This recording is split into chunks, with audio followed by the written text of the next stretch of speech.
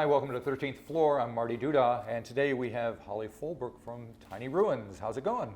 It's good. Staying warm?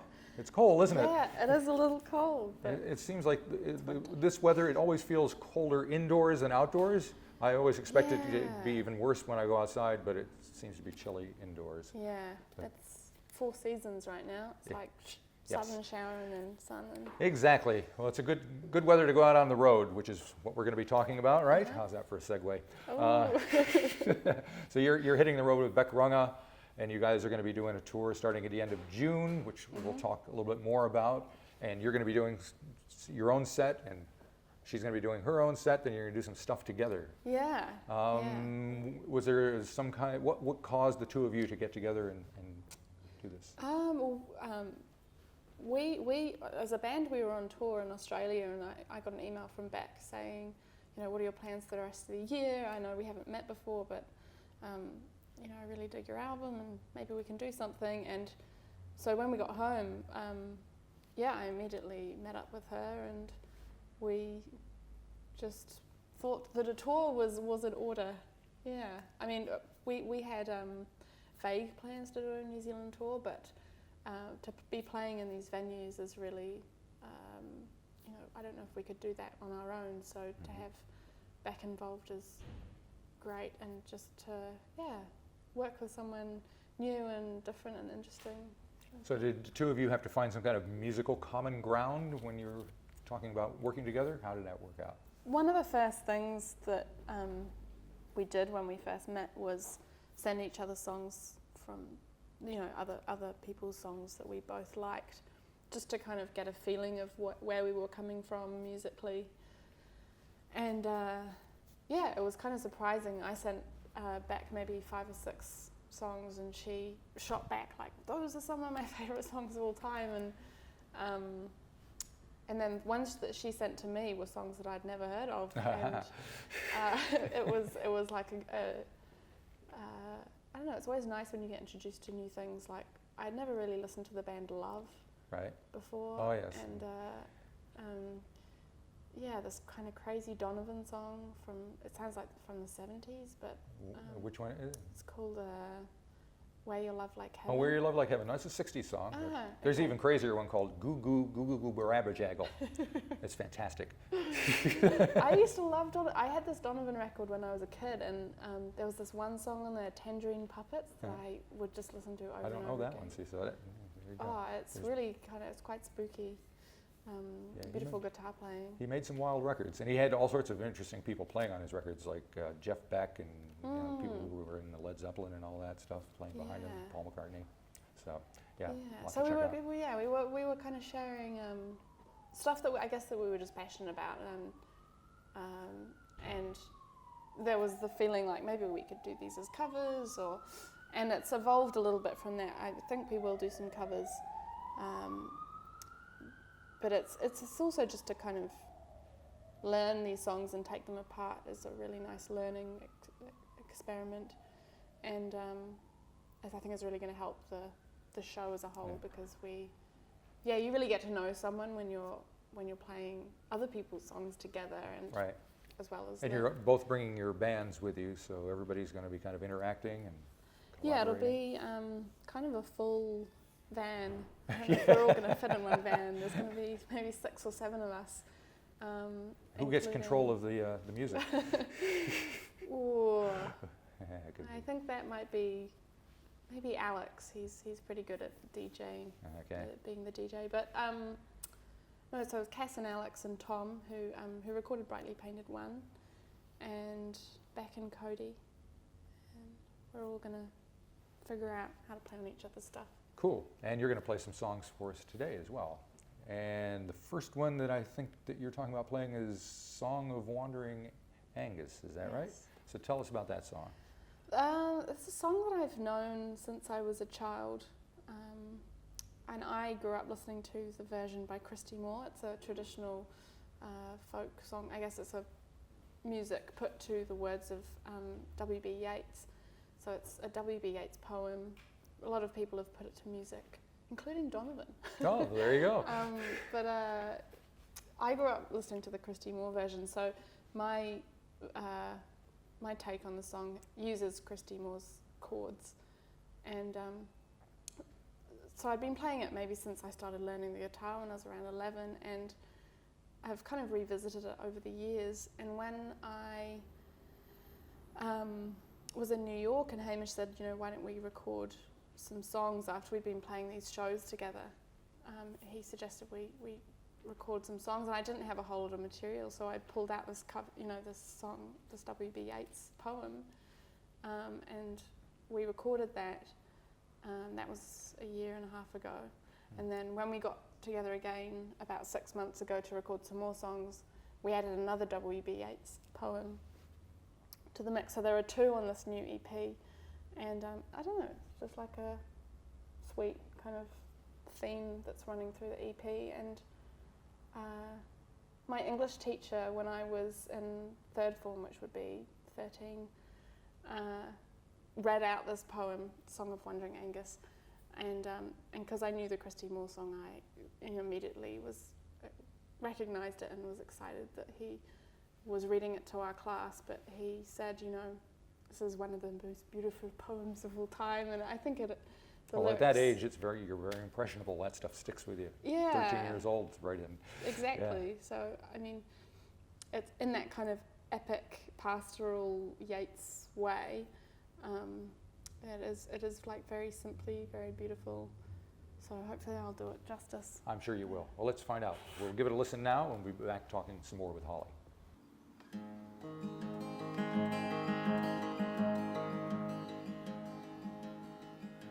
I went down to the hazelwood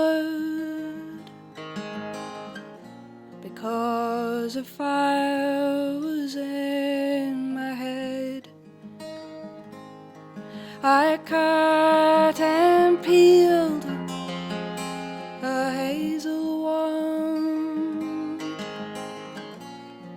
hooked a berry to a thread, and when white moths were on the wing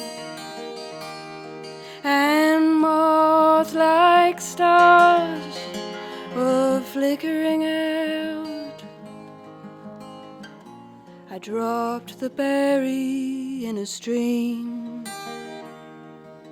and hooked a little silver trout.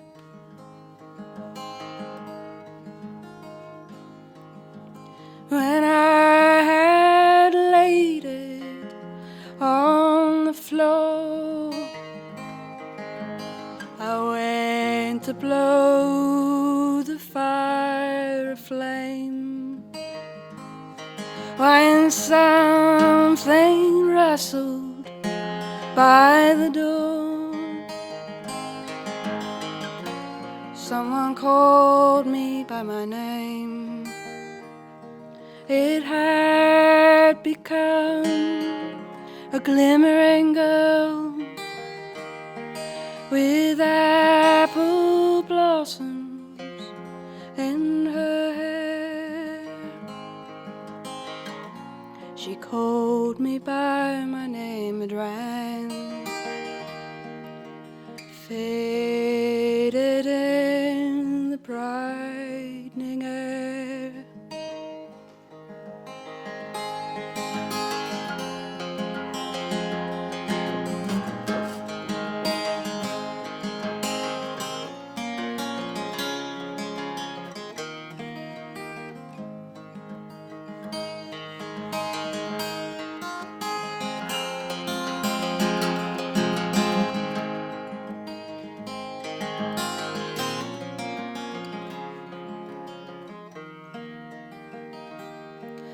Though I am old with wandering through hollow lands and hilly lands, I will find out where she is gone, kiss her lips and hold her hand, and walk a mile long dappled grass and pluck till times are done. The silver apples of the moon and the golden apples of the sun.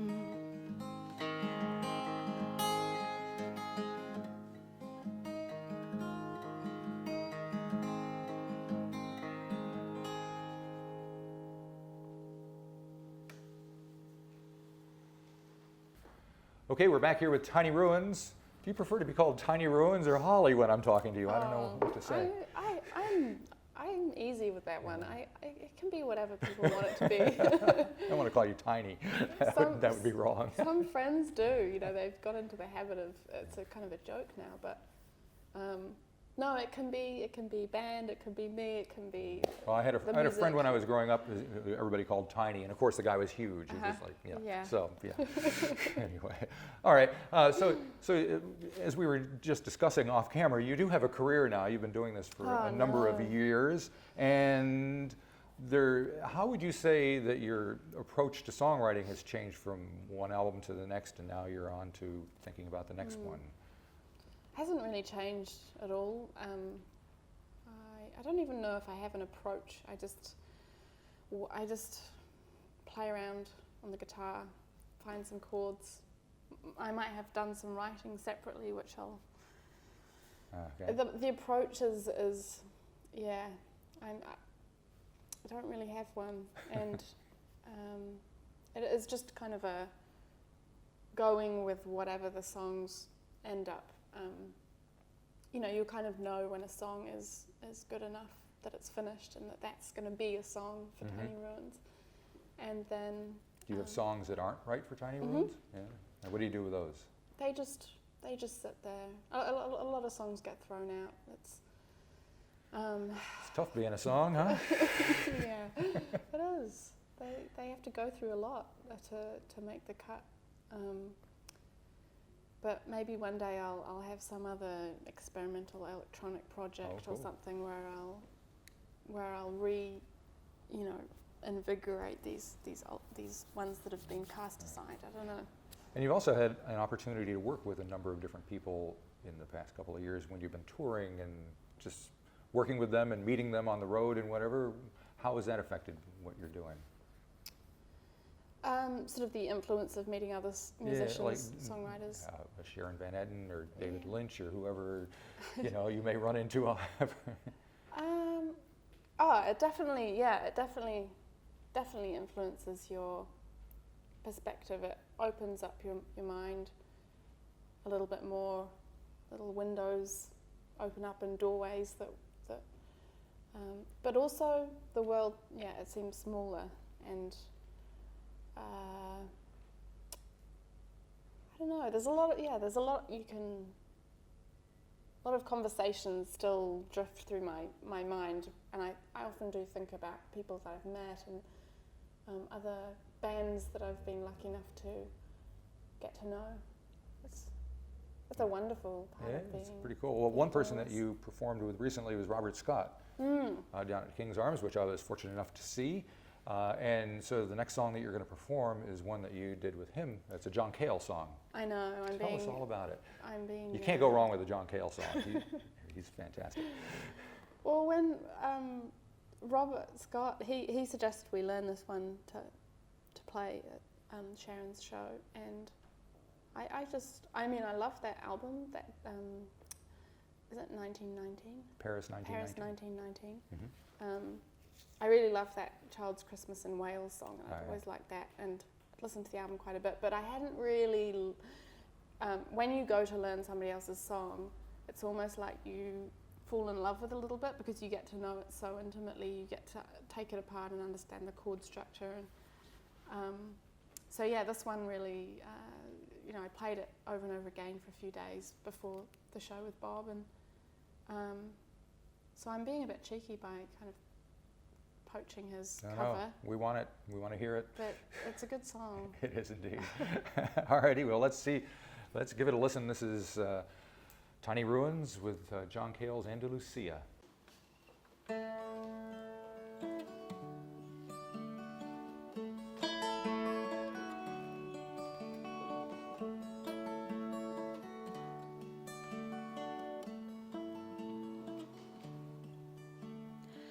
Andalucia, when can I see you?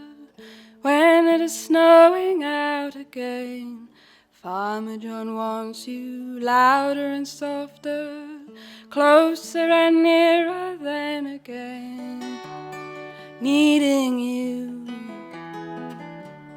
taking you, keeping you, leaving you for a year and a day to be sure that your face doesn't alter, your words never falter.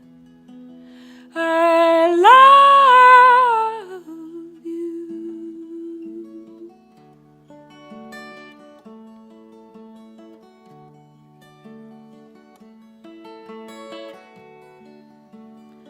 I'll be here waiting later and later, hoping the night will go away.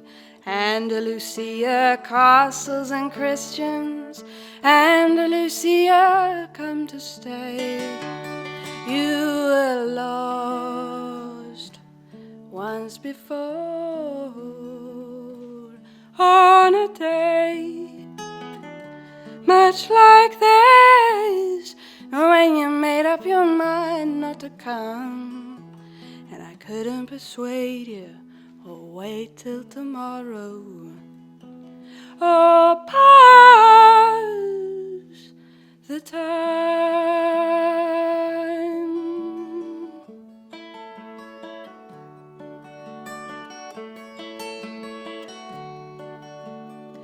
Andalucia, when can I see you?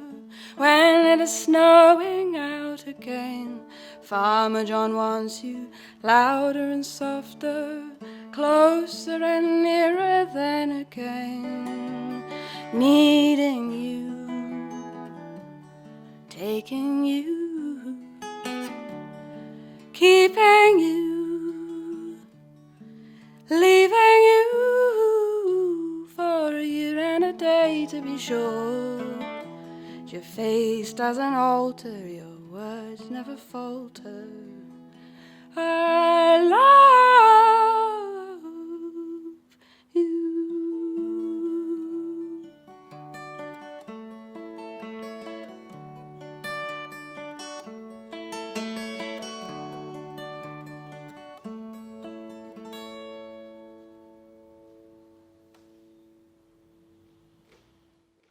Okay, we're back with Tiny Ruins, and we have time for one more song that you're going to do. This is going to be one of your own, This is, and yes. it is Jamie Blue from Brightly Painted One. Yeah. What can you tell me about that song? It's a song that I wrote after Cass and I had been in Glasgow back in 2012 when we were on this pretty grueling but very fun tour. It was about 5 months that we were just playing as much as we possibly could, and we didn't have very much money. We were just staying on people's couches, and we were over there for 5 months, and we were in Glasgow. It was this cold, rainy day, and we found ourselves in this sort of little museum in the oldest house in Glasgow, and there was an image on the wall of this character named Jamie Blue, and it just inspired me to write this song that I haven't really played a lot on my own. I haven't performed it on anything like this, so I just thought it would be a different Maybe something special. I'm looking forward to it. All right, excellent. Yeah. All righty. So we do urge people to come out and see you guys, you and Bic Runga, on tour throughout the country. I can't wait to hear the songs that you guys have cooked up between the two of you, because for me that's always the most exciting part. I love cover versions, so it always tells me more about the song.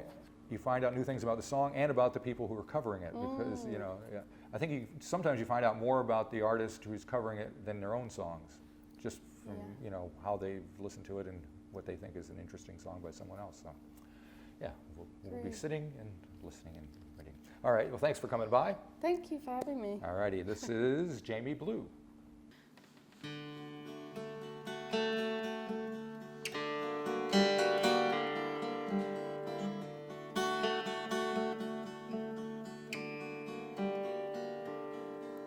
Take James Indigo, blood on his hands, old blue button James. He was a town crier,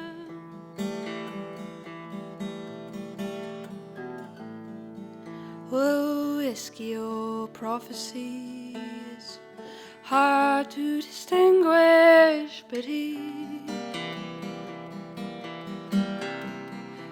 cried with a strange fire.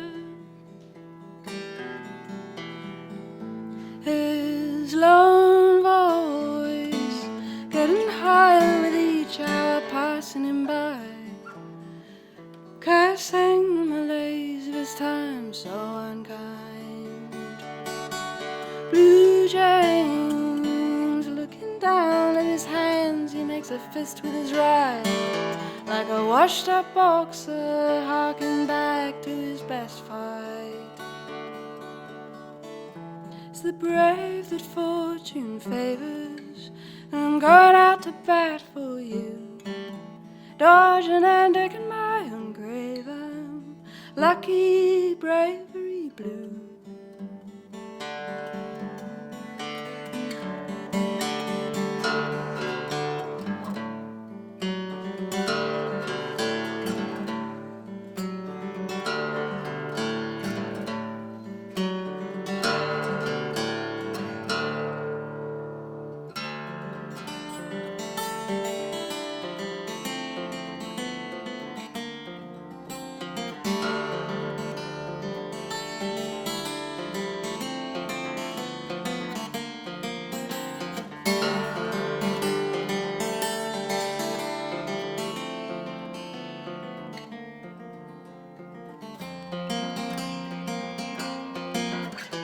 The brave that fortune favors, and I'm going out to bat for you. Dodging and digging my own grave, I'm lucky bravery blue. Oh, and it's a shame, I know we can't solve a shadow, and my crest has fallen sailors into. I think of James, he wasn't always the best man. Think of James, but I hear he sang true. I think of James, calling his questions. Visions broken, ears they ain't through. His long voice getting higher with each hour passing by, cursing the malaise of his time so unkind. Blue James looking down at his hands, he makes a fist with his right, like a washed-up boxer harking back to his best fight. It's the brave that fortune favors, and I'm going out to bat for you. Dodging and digging my own grave, I'm lucky bravery blue.